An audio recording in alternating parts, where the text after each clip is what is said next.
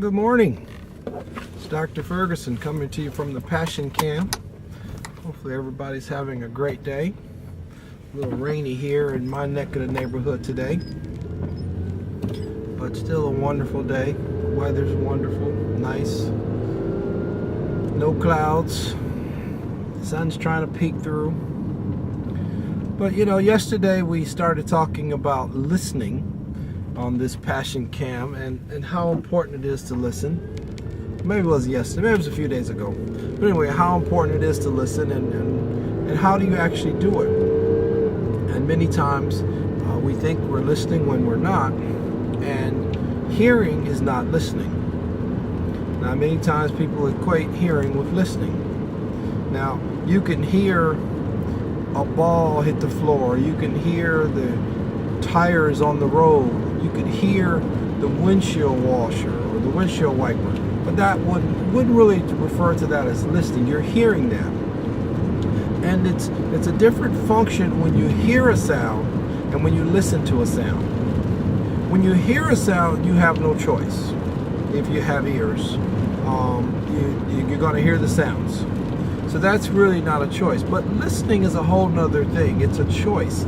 It's a choice that you make to hear what's being said and to understand what's being said and to internalize it and to make it mean something.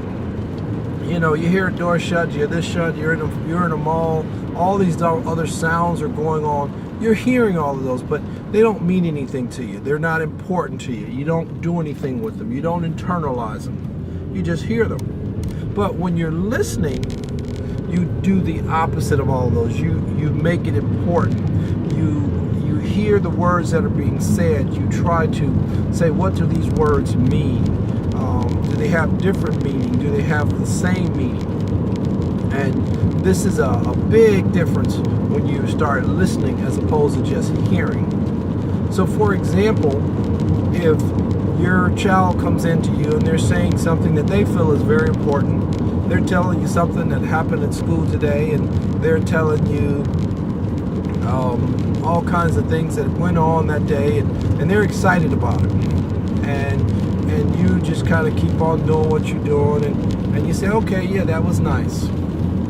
Well, that child's going to walk away from that conversation feeling that you didn't listen to them, that you heard them. But they're going to feel you didn't listen to them because you didn't engage them.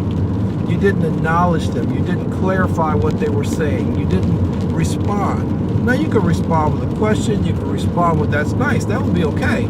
But you first needed to do those other things that would indicate to that person that you were listening to them. So many times, you know, children have lots of things they want to say to us, or even grandchildren, and we don't really stop and engage them. So I challenge each of you who have children and grandchildren, the next time they come up to you with something that maybe you don't perceive to be so important, or maybe is not so important, or maybe isn't as important as what you're doing at that particular time, try to stop a moment and look them in the eyes and engage what they're saying and comment on what they're saying. Not with a response of giving them information per se, but just with a response of just, hey, oh boy, that must have been nice. Well, how did that make you feel?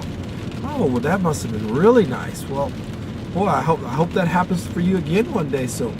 Something like that, just to kind of stay on what they're saying to you, as opposed to, oh, well, next time this happens, you need to do this, this, this, and this.